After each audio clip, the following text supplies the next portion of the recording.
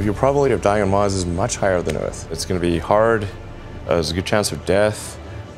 Going in a little can through deep space. You should have something that other people look at you and say you're crazy.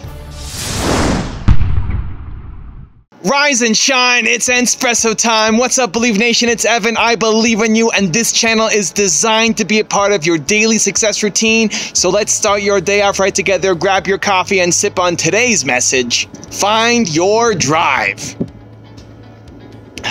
Over to you, Elon Musk. Also, if you want to know what Elon Musk and other successful entrepreneurs have to say about building unstoppable confidence, check out my 254 Confidence series, where every day for the next 254 days, I will send you a morning video for free to help you build your confidence. The link to join is in the description below. There are just times when something is important enough, you believe in it enough, that you do it in spite of the fear. I wake up every morning. Espresso keep me going. I wake up every morning. You're 47. What is the likelihood that you personally will go to Mars? 70%. We've recently made a number of breakthroughs that I'm just really fired up about. And when does that happen? In our lifetimes? Yeah. I'm talking about moving there. So it's like, so if you can get the price per ticket maybe around $200,000. This could be an escape hatch for rich people. No. Your probability of dying on Mars is much higher than Earth. Really, the app of going to Mars would be like Shackleton's app of going to the Antarctic. It's going to be hard. There's a good chance of death. Going in a little can through deep space. You might land successfully. Once you land successfully, there will be you'll be working nonstop to build the base.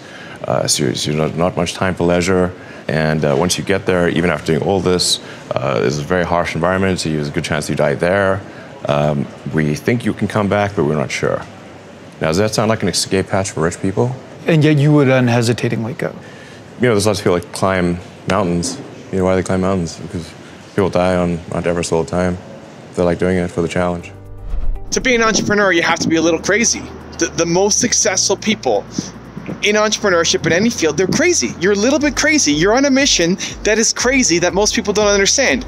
And listening to Elon Musk talk, you think he's crazy. I think he's crazy. It sounds nuts. Like, there's a 70% chance that you're going to go on a one-way ticket to Mars and never make it there and die there, right? It's like, and that's what he wants to do, and he's excited to go up and do it. It sounds nuts, but that's what you need to have as an entrepreneur, because doing the thing, building the business up that you want to build will be so difficult, so crazy, so challenging, that it's that insane drive that gets you there. Like, you have to love doing it so much to have the courage and the passion, the energy to keep going when it's difficult.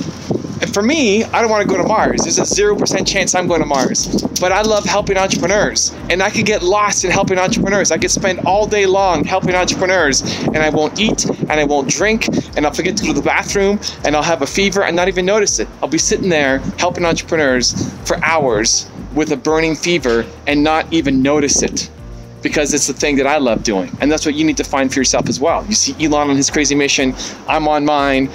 Everybody that I profile who's had massive success, they're on a crazy mission. So how do you find your drive so that when other people look at you, they think you're crazy, but you think this is the greatest thing of all time? The greatest thing of all time. How do you find it? You find your higher purpose.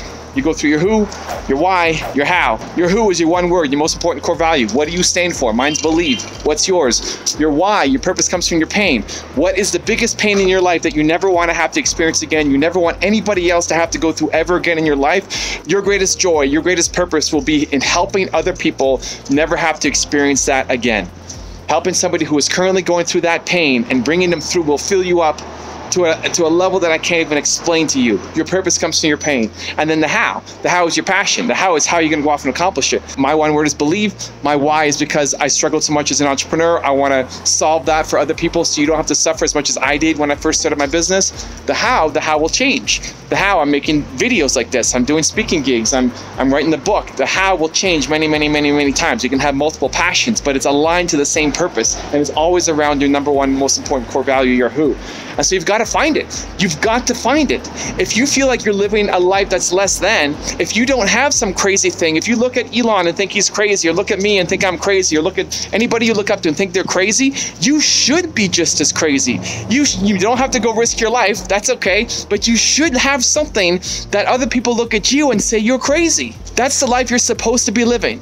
Not some fake photocopy life of somebody else or doing the same thing that you did yesterday. The people who are purpose-driven, the people who want to go off and make a huge impact on the world, the entrepreneurs that I love and that you love, they have something crazy inside them that they have to birth out into the world, even though it makes no logical sense and the people around them think they're nuts. What is yours? Go through the exercise. What's your who?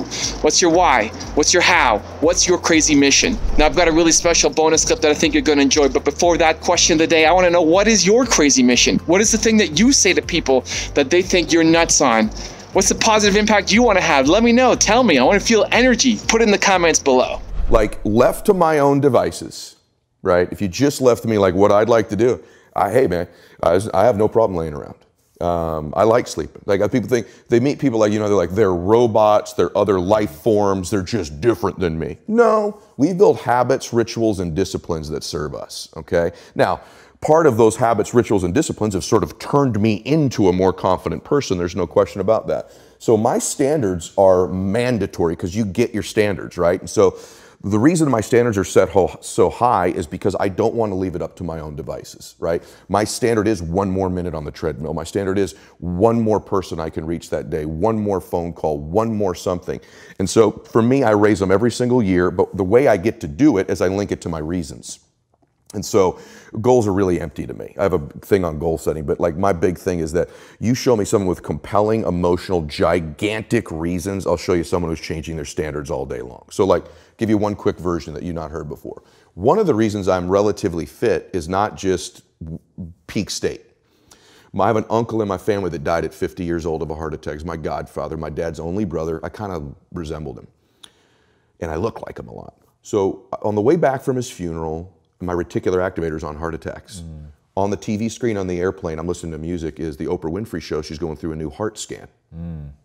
I've unplugged my headphones, plug it into the airplane one. They're talking about this new scan at Cedars-Sinai that at that time was new. It could read the plaques in your arteries, the calcifications, without going, really invasively. I scheduled it. I went in. I had a world-class doctor who understood reasons and leverage instead of just prescribing. Because when we coach people, you need to do this, you need to do this. Doctors do it. Take this pill, take this. He understood leverage and reasons. What you do is you take the scan, then you go to lunch, you come back.